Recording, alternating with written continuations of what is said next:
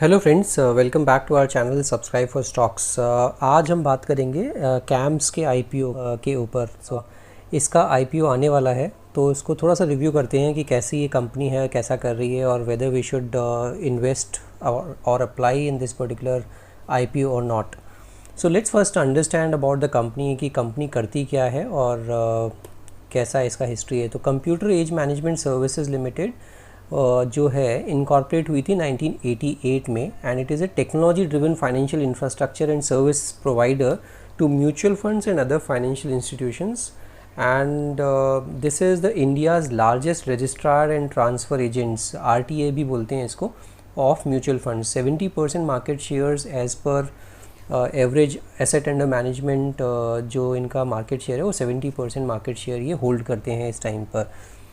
Camps का mutual fund clients जो है वो 4 out of 5 largest mutual funds है, as well as 9 out of 15 largest mutual funds based on average asset under management during July 2020। This is as per CRISIL's report.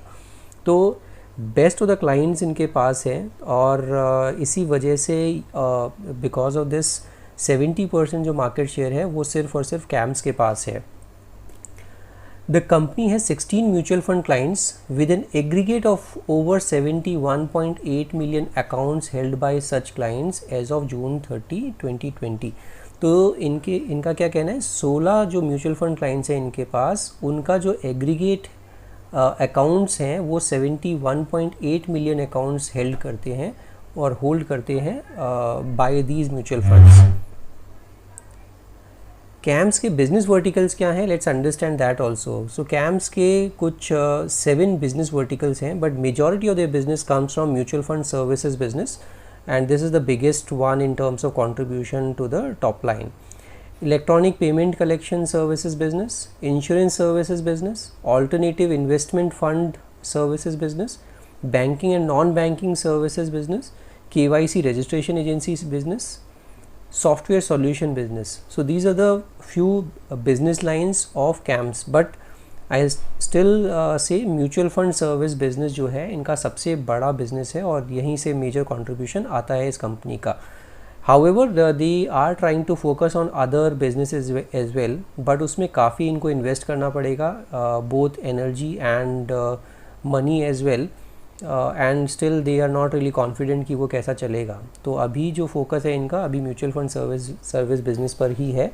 Issue की details देखते हैं कि IPO date जो उसका खुल रहा है, आईपीओ खुल रहा है 21 सितंबर टू 23 सितंबर। इशू साइज़ जो है वो है 1,82,46,600 इक्विटी शेयर्स, जिसको कि एग्रीगेट करते हैं तो ये 2244 करोड़ का पूरा इशू है। फ्रेश इशू क्या है इसमें, फ्रेश इशू कुछ नहीं है, इसमें सिर्फ एग्ज़िट मिल रहा है NSE को, और ये इसीलिए ऑफर फॉर सेल में पूरा का पूरा इक्विटी शेयर्स वो ऑफर फॉर सेल ही है। तो इसमें NSE अपना एग्ज़िट ले रहा है इस पूरे कंपनी में से through this IPO price range है 1229 टू 1230, फेस वैल्यू 10 है, market lot 12 shares, minimum order quantity 12 shares है। लिस्टिंग सिर्फ BSE पे होगी अभी इसकी, बिकॉज NSE का एक बार ये बिक जाता है पूरा शेयर, उसके बाद ये जाके NSE पर भी लिस्ट करेंगे अपने शेयर को। प्राइस टू बुक वैल्यू अभी देखते हैं तो 11.36 का price to book value. Market cap देखते हैं तो 6000 करोड़ का मार्केट कैप ये इनका है। प्राइस टू अर्निंग देखते हैं तो 34.36, तो प्राइस टू अर्निंग और प्राइस टू बुक वैल्यू के हिसाब से फुल्ली प्राइस्ड है एट 1229-1230 रुपीज़ पर। रिटेल पोर्शन इन्होंने 35% रखा है, और जो एम्प्लॉयज़ हैं उनको ये एक्स्ट्रा 10% के आसपास का और भी डिस्काउंट दे रहे हैं। इनका हम समझते हैं कि कब लिस्टिंग होगी और अलॉटमेंट कैसे होगा। तो बेसिस ऑफ अलॉटमेंट 28 सितंबर को हो जाएगा। इसमें रिफ़ंड जो आना शुरू हो जाएंगे वो 29 सितंबर को। क्रेडिट जो होंगे आपके शेयर्स डीमैट में वो 30 सितंबर और 1 अक्टूबर को इसकी लिस्टिंग होगी। ग्रे मार्केट में कैसा इसका प्रीमियम चल रहा है, मैंने 14 सितंबर से लेके अभी 17 सितंबर तक का डेटा दिखाया आपको। 14 सितंबर को 350 रुपीज़ का ग्रे मार्केट प्रीमियम था, 15 को 400, 16 को 400 और 17 को फिर से 350 रुपीज़ का ग्रे मार्केट प्रीमियम है। इसका क्या मतलब है, अगर मान लीजिए 1250 का कोई प्राइस बैंड है, उसके ऊपर 350 रुपीज़ और बढ़ के मिलने का या लिस्ट होने का चांस है। ये ग्रे मार्केट में इसका ये इतना प्रीमियम चल रहा है। 1250 से का शेयर जो है ग्रे मार्केट में बिक रहा है ऑलमोस्ट 1600 रुपये का। तो ये इसका मतलब है ग्रे मार्केट प्रीमियम का। फाइनेंशियल्स भी समझते हैं, लास्ट 3 इयर्स में कैसे फाइनेंशियल्स रहे हैं। इनके जो रेवेन्यू है 657 करोड़, 711 करोड़, 721 करोड़, ये 18 से लेके 20 तक रहा है। और प्रॉफिट आफ्टर टैक्स देखते तो 146 करोड़ 18 में था, 131 करोड़ FY19 में, और FY20 में काफ़ी अच्छा जंप दिखाया है 173 करोड़ का। तो कंसिस्टेंटली अपना ये रेवेन्यू भी बढ़ा रहे हैं और पैट भी इनका ठीक ठाक बढ़ रहा है। इस पूरा मुद्दे को देखते हुए क्या कंक्लूजन निकलता है, whether we should invest in this particular IPO और नॉट, तो वो समझते हैं। तो इशू जो है वो फुल्ली प्राइस्ड लग रहा है as per the financial data. Price earning ratio देखते हैं या price to book value parameters पर फुल्ली प्राइस लग रहा है 1230 रुपये पर। फिर भी जो इस कैटेगरी का कोई भी शेयर लिस्ट नहीं है, तो first move in this segment will catch fancy post listing. तो वो एक चीज़ है जब जैसा कि आप देख सकते हैं कि इस पर्टिकुलर कैटेगरी RTA में कोई भी लिस्टेड कंपनी नहीं है, तो उस सेंस में ये हो सकता है कि थोड़ा सा मार्केट फ्रेंजी बन जाए और थोड़ा सा ये लोग इसको ख़रीदने के लिए आगे आएँ। Company enjoys a lion share in the field of its business segment. वो उसमें अनडाउटेडली 70% मार्केट शेयर है इसका, तो वो which is a good thing.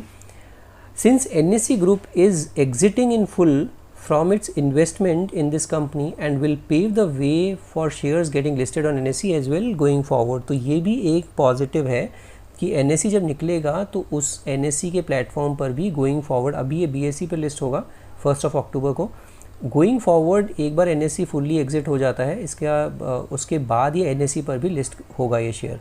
तो considering this, investors may invest with a long term perspective. Mind it, ये short term के लिए नहीं है। जैसे हैप्पीएस्ट माइंड में मैंने बताया था कि लिस्ट होगा और उसके तुरंत बाद आप निकल सकते हैं, हैप्पीएस्ट माइंड पर भी मैंने यही सलाह दी थी। और आज बहुत ही बम्पर मुनाफा लोगों को हुआ है, ऑलमोस्ट दुगना हो गया है पैसा लोगों ने अगर हैप्पीएस्ट माइंड्स में पैसा लगाया होगा तो इसी तरह से इसमें अगर आप देखते हैं तो इसमें वैसा बम्पर मुनाफा नहीं होगा, बट हाँ अगर लॉन्ग टर्म के लिए रखते हैं तो फिर भी थोड़ा सा आप इसको slowly and steadily this company will grow. So this is something which I wanted to share it with you. In case you like my videos, you like my content, then do subscribe my channel and hit the bell icon. Most of my viewers, I have seen that they have not yet subscribed my channel. So this is a request. If in case you want to encourage my efforts, then you should definitely subscribe my channel and also share your thoughts, like what you want to hear it on my channel, which share you want to be analyzed as a fundamental as well as on a technical parameters, and I'll try and help you with those kind of techno funda analysis as well. Thank you so much. We'll see you in the next video.